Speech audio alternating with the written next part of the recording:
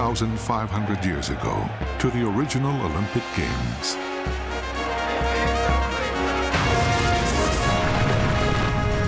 The ancient games, like our modern Olympics, include champions and cheaters, glory and scandals, bitter rivalries and contests of strength, speed and savage combat. The spectators went there for blood, and blood is what they got. This is the birthplace of sport. Winners are hailed as sons of the gods. Losers are disgraced and forgotten. What's more emphatic than standing over somebody with your arm raised in the air? You knocked them out. A caveman can understand that. Then as now, it is the ultimate athletic competition. The emotions are eternal and unforgettable, a reflection of our own humanity at the ancient Olympic Games.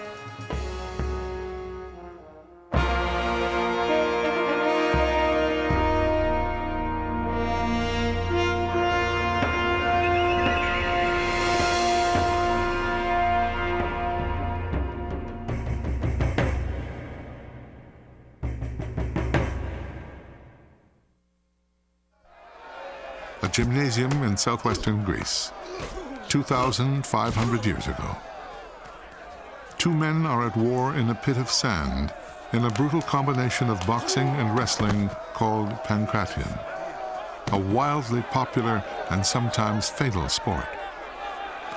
Closely watching the fighters in these elimination bouts are their trainers, official judges, and professional poets, the sports writers of their day, who can make or break a star's reputation.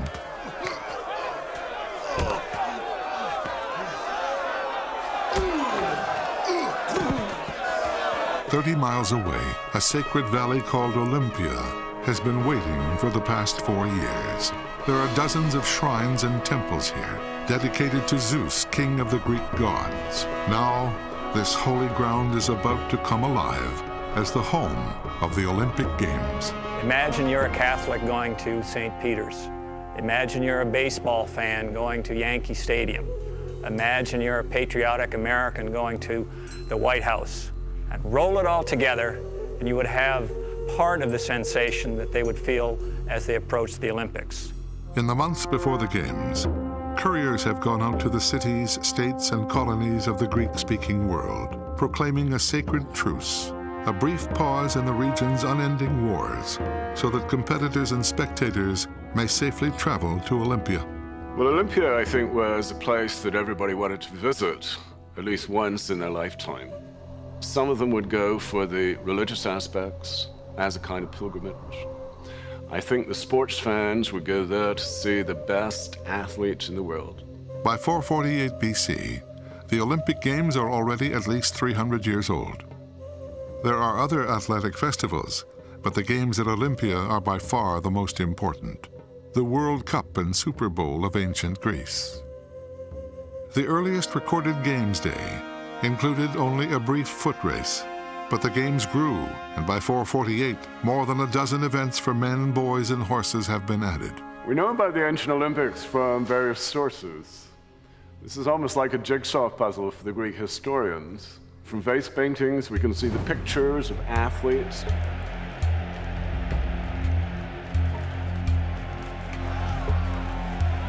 From statues, we can see, for example, what a discus thrower would look like.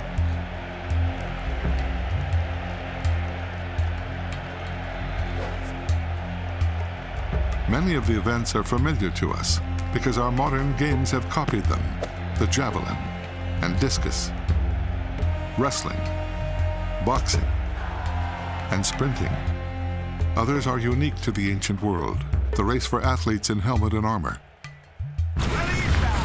the spectacular four-horse chariots. Greeks are sports fans because they were all practicing these sports. Boys grew up wrestling, boxing, running. All of these sports were in their blood, as it is in today. We, the Western civilization, and the Greeks are the only two people who put sports so central in our culture. and a bold new experiment in government called democracy is taking root. But a warrior culture lies at the core of Greek manhood. The Greeks were perhaps more violent than we are, but I think the real reason behind that is because the Greeks were so involved with warfare. Many of these Greek athletes actually participated in warfare, and therefore violence was very much part of everyday life. The city-states of the Greek world clash constantly on the battlefield. And every 4 years, through their strongest sons, they confront each other again at Olympia. In sport as in war, all that matters is winning. At the gymnasium, the Pancratiasts are training to earn their place in the Olympic finals. This is Demagitos from the island of Rhodes, son of a great Olympic champion.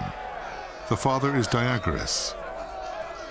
Thanks to the poetry of a writer named Pindar, his fame has endured for 2,500 years. Pindar is a poet for hire. He'll praise any athlete willing to pay him. A few sweet words from Pindar, and fans start to believe that a man like Diagoras is more than human.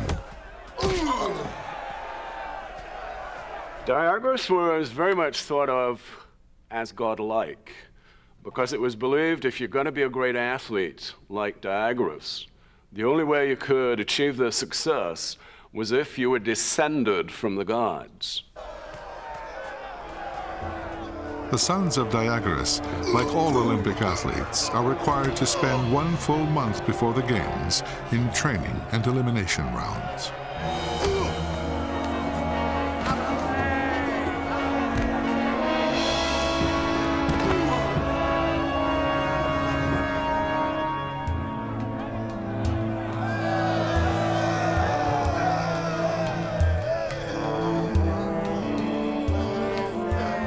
This noble panel of officials is the International Olympic Committee of the ancient world. They hold supreme authority, but just like today, their rules are not always obeyed. In the ancient world, there was no sense of fairness. There was no joy of participation, which is a modern concept. The Greeks went to the ancient games for one reason, and that was winning. There are examples of bribery. There are examples of collusion, hometown judging. It was not the good old days as people think. As the Olympic Games grow in importance, cheating becomes so rampant that a row of statues to Zeus, paid for by disgraced cheaters, is erected at Olympia. Only the pedestals remain. I've walked down that hall of shame, and I've looked at what's left of the little stumps of pedestals where the footprints from the statues were, and thought about the feeling I would have if I had been the athlete who's cheated, whose statue would be there for that, whose parents were named, the city that they came from named, and the eternal shame of that. About 200 to 300 men will compete in these games. Women are not included. This is a young man named Chryson, a sprinter from a Greek colony in Sicily. Chryson's desire to win is so strong, he vows not to touch a woman or another man until after his race. You can have the greatest body, you can have the greatest coach, you can have the greatest technical equipment, but if you don't have that flame, that desire, and that will to overcome everybody else, to be there, to be the best, you won't succeed. At Olympia, that desire is sometimes mixed with pure greed, especially when the wealthiest men in Greece enter their finest horses in the chariot races. Some owners are ready to cheat and bribe their way to victory. The ancient Greeks invented sport, but not sportsmanship. Arkesilaos of Sparta, however, is ready for anything. He will drive his own chariot to ensure that no one tampers with it. Cheating is a high-risk game because not only the judges, but the gods are watching. It's helpful to remember that for the Greeks, religion and sports, whether it's chariot racing or boxing, were not separate activities. The Greeks believed that the Greek gods were very much like human beings, more powerful, but generally with the same likes. And if the Greeks liked sports, then they thought that the gods would like sports performed in their honor as well. Greeks believe that Olympic champions are so strong and brave that they must be more than mere humans. When Diagoras won his Olympic title, he was proclaimed son of Hermes, the god of athletics. He leads his sons to the altar of Hermes in the Sacred Valley as they prepare for their own battles at Olympia.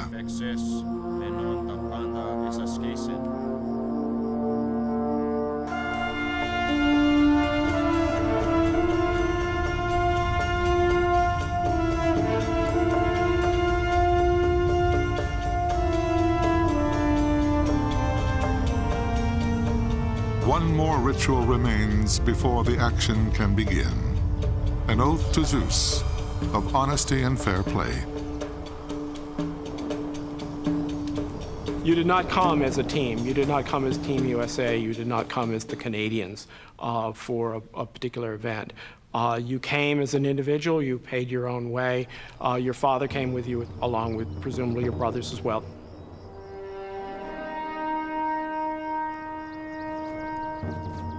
Iron, Okron, Huete, Meitai, Meitai.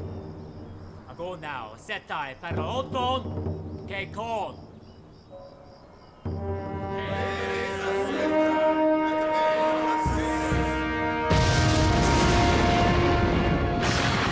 The ancient Greeks believed in dozens and dozens of gods, but the greatest of all of them was Olympian Zeus. So he, in his power, could strike with lightning bolts. He could uphold the idea of justice among men, a worthy god to whom to dedicate your finest energies in Olympic competition.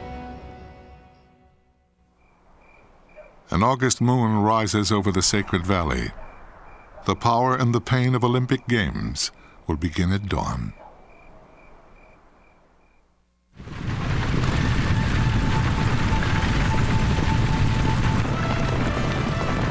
In 448 BC, Olympic competition begins with the four-horse chariot race. It is the Formula One event of the ancient games.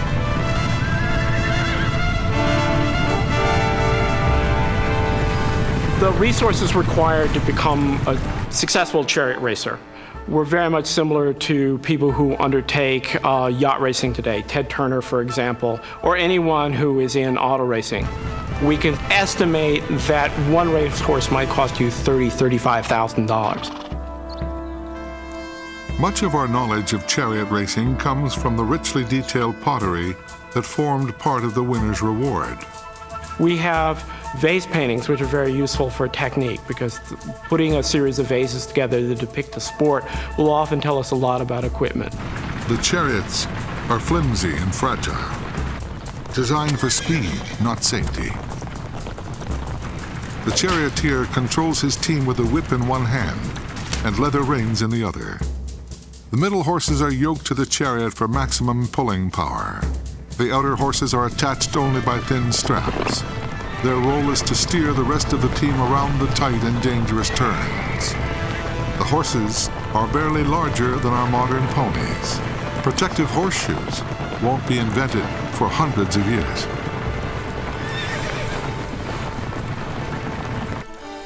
The millionaires who own the teams have come to strut their wealth and power.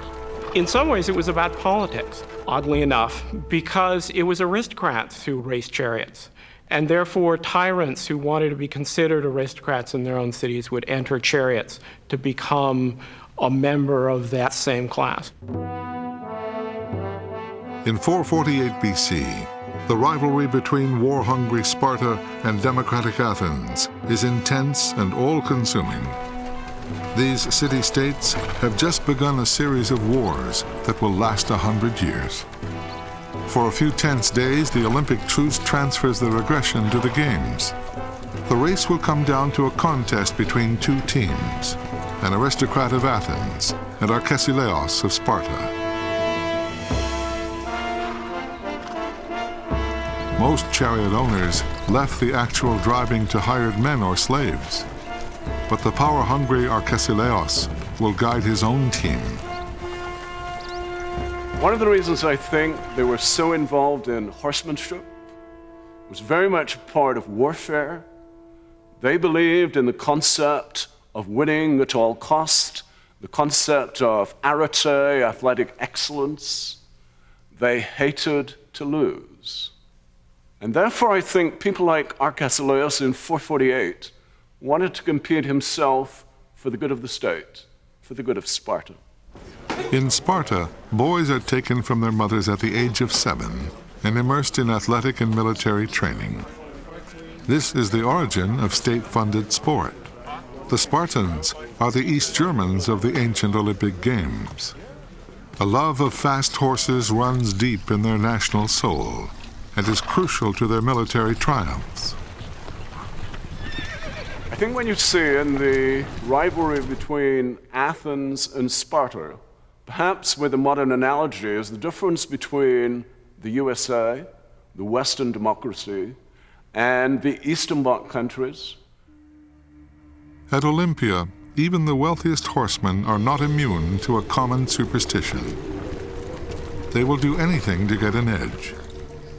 And what they did was to take a tablet of clay, they would write a message on it, they would bury it perhaps in the ground, maybe in a well, and several of these have survived, especially from later times. Some tablets carry prayers for good fortune. Others call down a curse on the opposition. They are the performance-enhancing drugs of the ancient world. The lust for victory is overwhelming.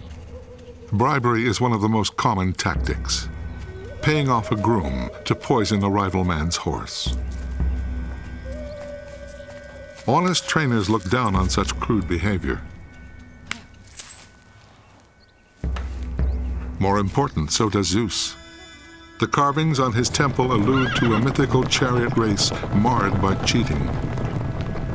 It's a not very subtle warning to mortals not to try the same thing with Zeus in the house. The race course itself is just a rough pasture, about 600 meters long and perhaps 300 meters wide, with no central barricade to prevent a head-on crash. You would be looking essentially at a field. There was an embankment on one side, an embankment on the other, and a basic track that was probably cleaned up a little bit, but not much before the racing would start. The Greeks were obsessed with not giving an opponent any advantage.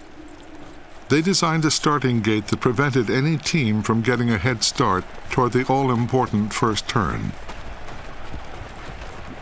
This invention is the origin of the staggered start, still used in Olympic distance running. The gate is arranged with the stalls recessed in order from the outside lane. As the teams are loaded into the gate, stiff ropes hold them back. In the center, a statue of an eagle with outstretched wings. The symbol of the god Zeus is connected to a lever in the starter's box. As the lever is flipped, the eagle will appear to take flight. The ropes are lowered in order, and the race is on.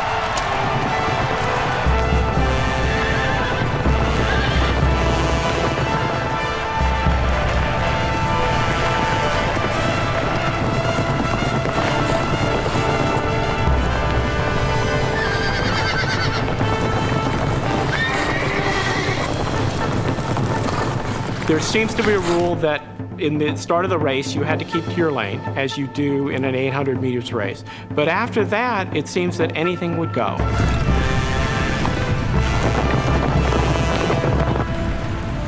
For the Spartan Arcesilaus, this is the point of no return.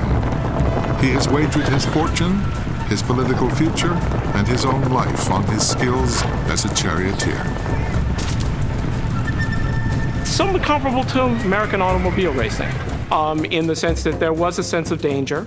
You would not know that you were going to crash in every race, but very few safeguards. So death was in the air. Racing headlong down the straightaway is a matter of sheer speed. But turning a four-horse team around a narrow column is a tricky and potentially deadly challenge. Here, the skill of the horseman comes into play.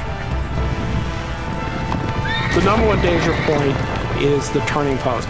Because it was not a bank track, you had to get as close to it as possible. Your axle could catch up against the post, you yourself could catch up against the post potentially and turn over. But if you veered too wide, then you would lose the race. It was always a choice at that point.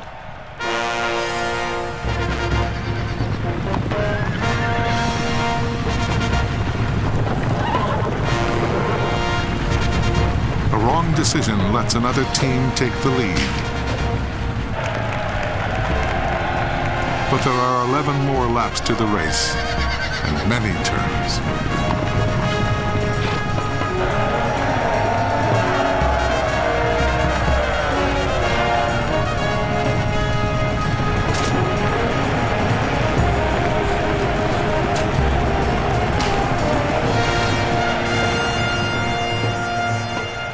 There's also no central barrier between the two posts. The Romans decided that they needed a central barrier between the two posts to keep chariots from crossing over from one lane to the other, and we do have a description of a head-on crash.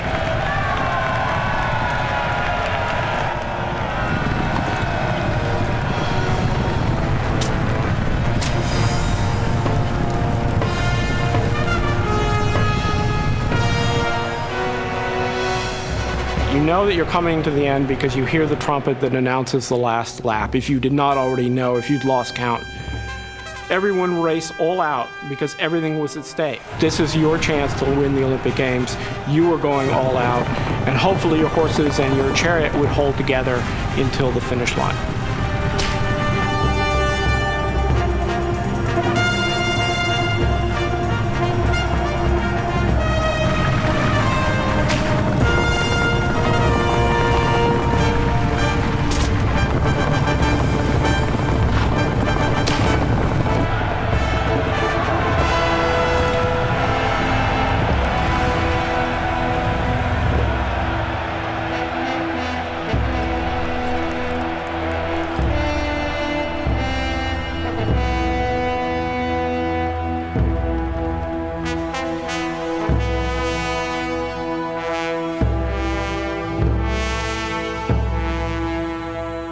The gamble by Arkesilaos pays off.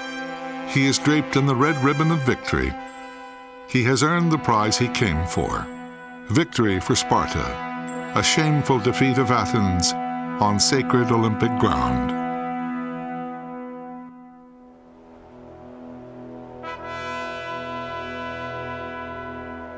When the horses leave the hippodrome, the crowds move on to the stadium, where 40,000 voices will hail the contenders for the most coveted title of all, fastest man on earth.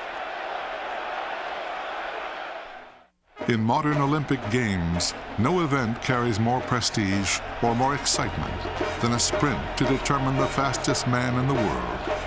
2,500 years ago, the ancient Greeks felt the same way.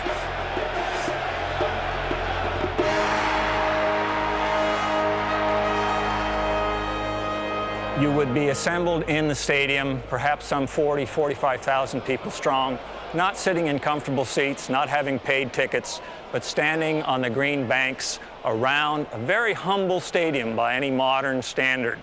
The excitement would be palpable. There would be sweat and dirt. What you're smelling is this tremendous stench from the people.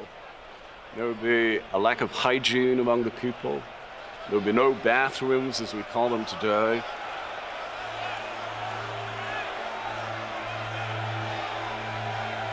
Only one woman is allowed to enter the stadium grounds, a priestess of the goddess Demeter. The stadium is located on the site of her shrine, and nobody wants to make Zeus's sister feel unwelcome. According to one account, any other female caught at Olympia would be thrown off a cliff. Many people have debated the issue of gender at the Games, why women were not allowed. And there's no one answer, but the one that makes the most sense to me is going back to the religious context. This was an all-male celebration to a male god. The women, it's awkward to say it, but we would be perceived as polluting the site, especially mature women coming into this situation. Females did have their own competition at Olympia, and it's known as the Heraia because this is a festival in honor of Hera, the wife of Zeus. At the Heraia, there was only one athletic event. Now, one athletic event was a stade, or more correctly, it was 1/5 of a stade, and therefore this is more of a religious festival. It's more of a festival concerned with ritual and indeed with initiation.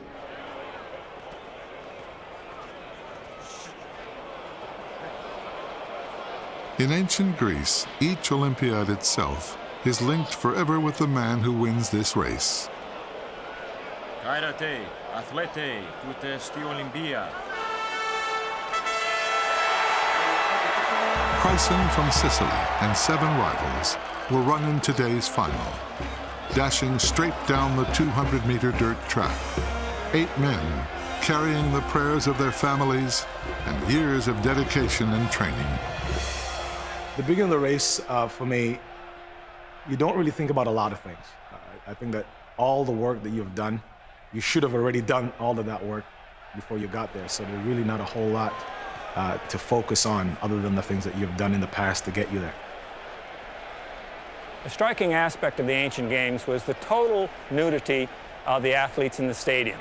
Charioteers wore sort of a costume, a chiton, but the other athletes were completely nude. No sandals, no jock straps, nothing. Well, in the year 720, we have a famous athlete called Arsippus, who took part in a race. His shorts fell off. He finished the race without them, finished first. And all his rivals thought that was the secret to his success. So in the next race, they all ran naked. Some people suggest that athletes could run faster without the loincloths, aerodynamically. Tests at the University of Michigan have shown that this is not entirely true.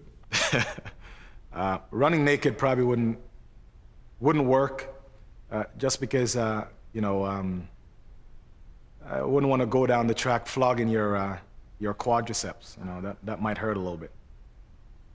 Some runners favor another tactic, a string attached to the foreskin, sometimes tied around the waist, a practice known as infibulation. Some of the older commentators suggested that part of this, that is, part of the leash, and it was called a dog's leash, which attached to the penis, part of it was held by the trainer.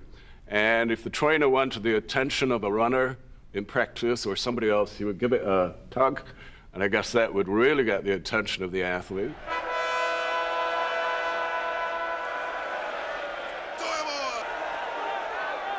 The penalty for a false start is a shameful whipping by the judges, a punishment usually reserved only for slaves. To be flogged is a terrible disgrace for a free Greek man in front of 40,000 citizens and mighty Zeus.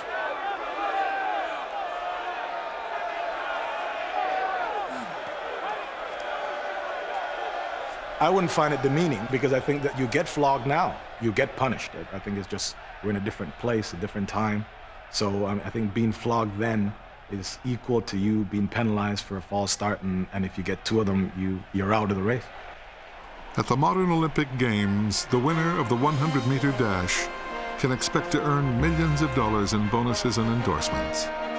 In 448 BC, the rewards are just as great. On the starting line at ancient Olympia, there is a lot more at stake for Chryson and his rivals than a red ribbon and olive leaves. They could expect to receive an enormous amount of money from their home city. Now, this is something like 500 drachmae, which doesn't sound much to us, but this would be the equivalent of several years' pay for the average person. It has been said that if you won at the ancient Olympic Games, you were set for life. There were material benefits that definitely came with it. In ancient Athens, for example, you could go to the town hall and get a free meal, basically, as long as you lived. There would be cash prizes. There would be seats of honor at the theater. In other places in different times, you might get relief from taxation. You might get a special parade into town. Now the moment has come. 20 seconds of running, Especially motivated by competition. There was great shame at finishing second. And that's one of the basic differences between the modern world and the ancient world. It's winning or nothing.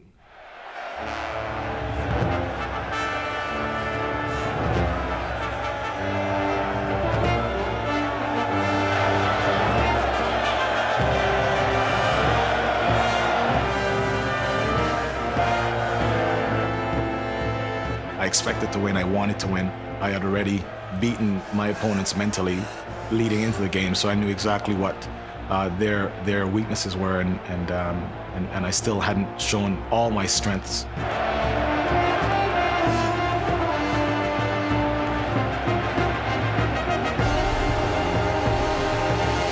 The Olympic champion was something that defined me as an athlete. Olympic champions like Chryson are sport's first millionaires. The other men take home nothing but shame. The losers would sneak home by back streets. Their mothers might be embarrassed by them. The victor would come in with a great parade and everybody would celebrate. But there's nothing like the modern notion that just being there is enough. That's really how it is in society now. If you're very good at what you do, then you're applauded for it, and if you're so-so, then you get the sympathy vote. Also held in the stadium is the pentathlon, the first multi-sport event in Olympic history. The name of the events are familiar, but the techniques are different. The triple jump is performed with hand weights to increase distance. There are examples of athletes in the 5th century who could jump over 55 feet. In the modern world, nobody can come close to that. Some of the experiments have shown that if you start the jump by throwing these weights forward in front of them to give the added distance, and then bringing them behind them for the balance, that would achieve the approximate distance.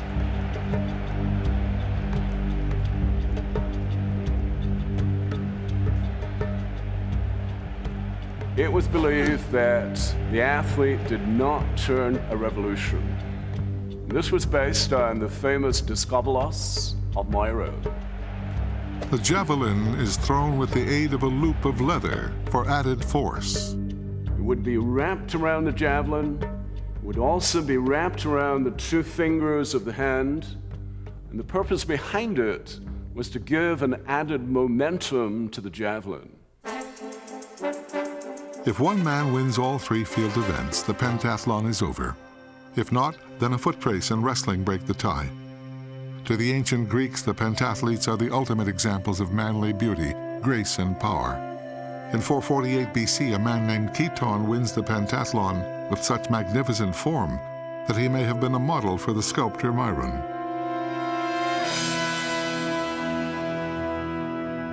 Myron was at the height of his career at this time. It is a possibility, but many of the artists took their models not from a single athlete, but maybe from a group of athletes. They took the best qualities from each. The charioteers and the runners have had their moment of glory. Now it is the fighters' turn. 3 men enter the Olympic spotlight. The great champion Diagoras and his 2 sons. A new generation come to battle for the honor of their family and the glory of the island of Rhodes. We are 2,500 years back in time, on the verge of a completely familiar event, Olympic boxing, perhaps the most primal of all forms of human combat. Today, Diagoras, the former Olympic champion, will watch his son Akousileos fight for his first Olympic wreath. I think if you're talking about the modern Olympics and the ancient Olympics, boxing would be much more violent. It would be much more violent because there were no time limits. The blows were largely at the head. There's no padding. The blows were at the nose. From vast paintings, we can see the blood spouting out of there. You could gouge out the eyes. You could knock out the teeth. And some of the athletes pretended to be tough and swallowed their teeth so as not to encourage their opponents.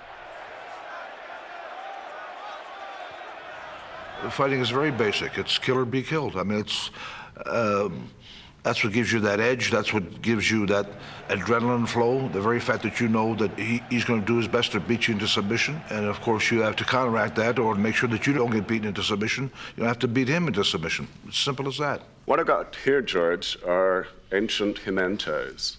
Now, these are not the gloves that you were familiar with. These are not the 8, 10-ounce large padded gloves. These are long strips of leather. And this is the ancient form of boxing glove from about 2,500 years ago. The idea is to wrap it around the hand. It is largely protection. What I'm going to do is try and demonstrate it here on your left hand. If you can hold on to that right there. We will do several cross pieces. We will go to the wrist. We'll do a couple of loops there, a cross piece there, a second cross piece, and then I'm going to put a couple of loops around here. We can even manage a third one, and then we're going to hold it underneath. We'll try and tighten it up a little bit, pull this in, and there you've got a Jimenez from 440.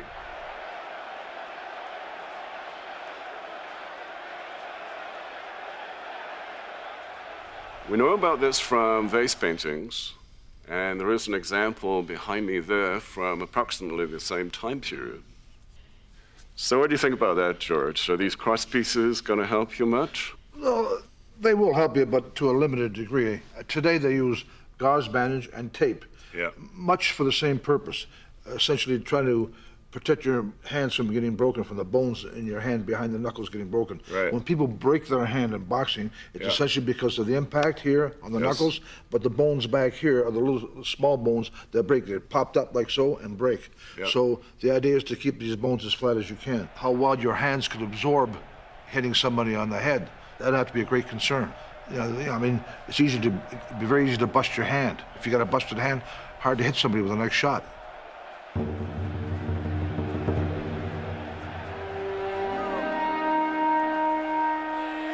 2,500 years ago, there is no ring, no ropes, no bell, no limit to the amount of punishment that a man can absorb or deliver. Victory comes by knockout or by raising a single finger as a sign of surrender. But surrender is far from these men's minds.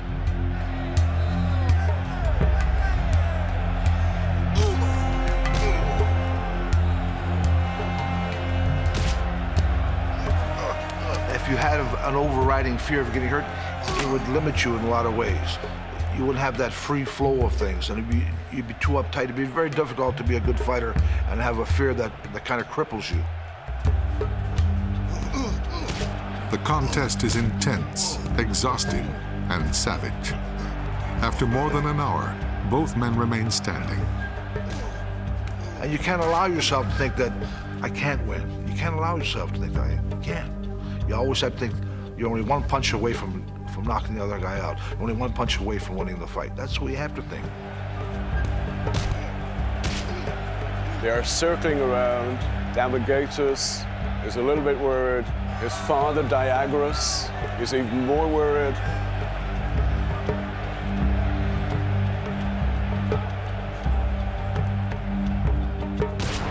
I would like to have been a warrior in those days, you know, when you know the fight could go on virtually forever. I think I would like that.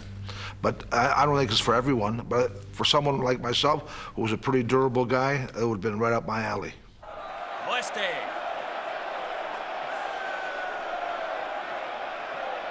As the hours grind on, the judges force a final showdown by decreasing the dimensions of the fighting zone.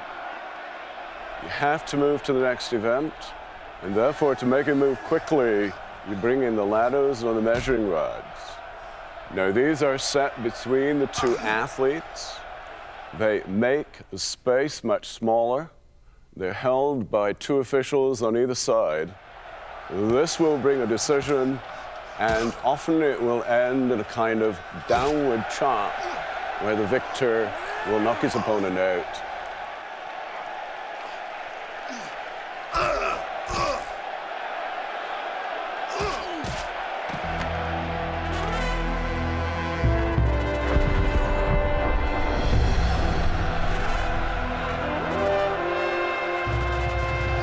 At last, after 3 hours, Akousileos lands the final crushing blow. The fight is over, and the son of the great Diagoras is himself an Olympic champion.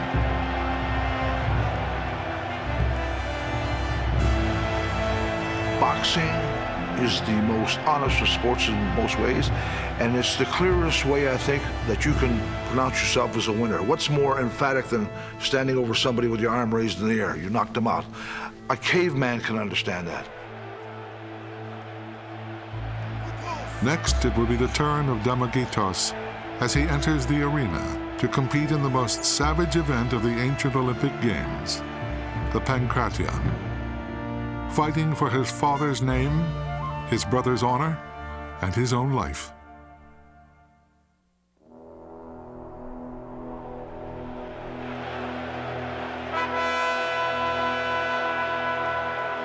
At the Olympic Games of 448 BC, only one event remains, Pankration, the most brutal and the most popular. The pressure now is on the second son, Damagitos. His father had won 16 years earlier. Diagoras and Pusilaus would be on the bench. There would be extreme emotions as they circle the ring. This is sport and war combined, hand-to-hand combat to the brink of death.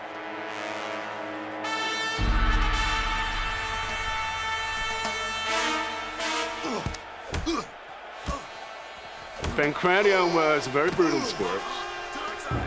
Today you can compare it with ultimate fighting. Virtually everything was allowed except for gouging out the eyes and biting. Victory is gained by knockout or surrender, and the tactics range from kicking to bone cracking, from toe holds to strangulation. When you entered the stadium, you accepted the responsibility of death. So if you were killed by a legal blow, then there was no legal responsibility against the person who committed that blow.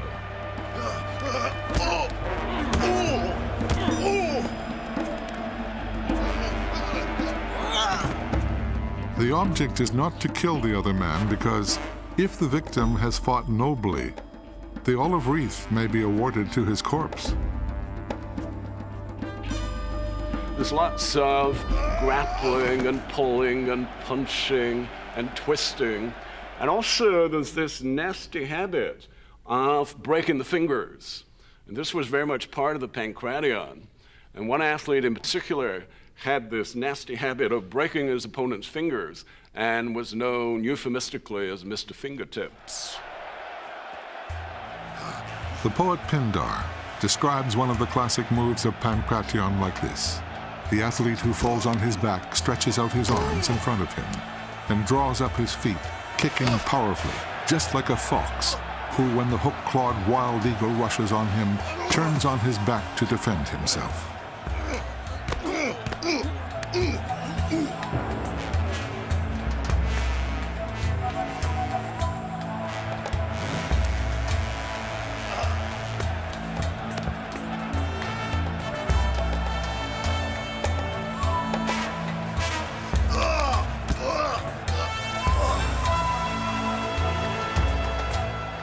There is no time limit.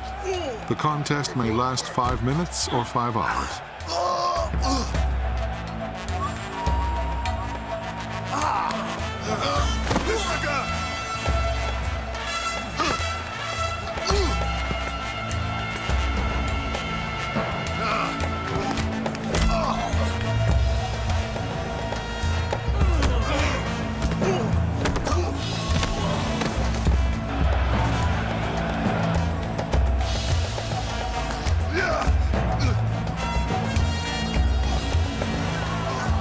For the giant Damagitos, the way to destroy a smaller, quicker man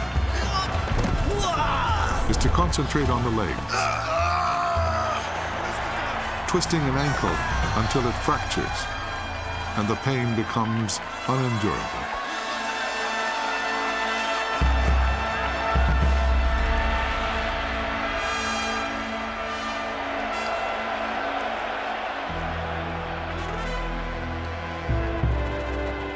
The loser's name is lost to us. The gods have no gifts for him. Now Damagitos is no longer merely the son of Diagoras.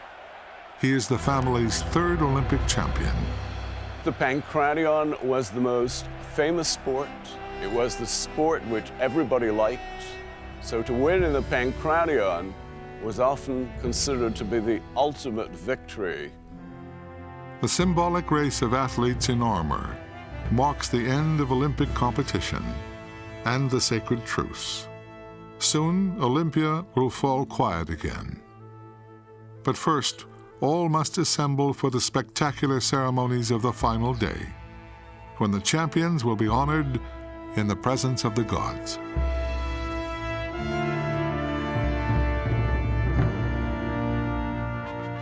A humble wreath of olive leaves crowns the sons of Diagoras. Over with, and that wreath is being placed on his head. That is the moment of satisfaction when he must tell himself he didn't do it all himself.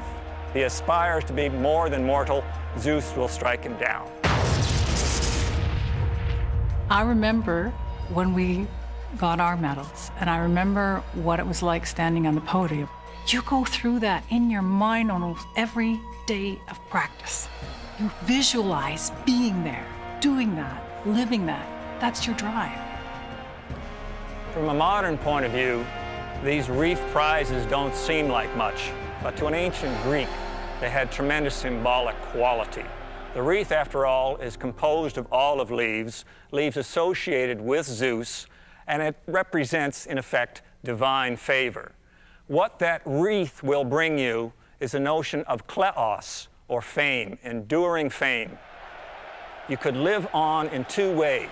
One is through your family, and Diagoras had done that with two fine sons who would go on to Olympic victories, and his grandchildren would go on to Olympic victories.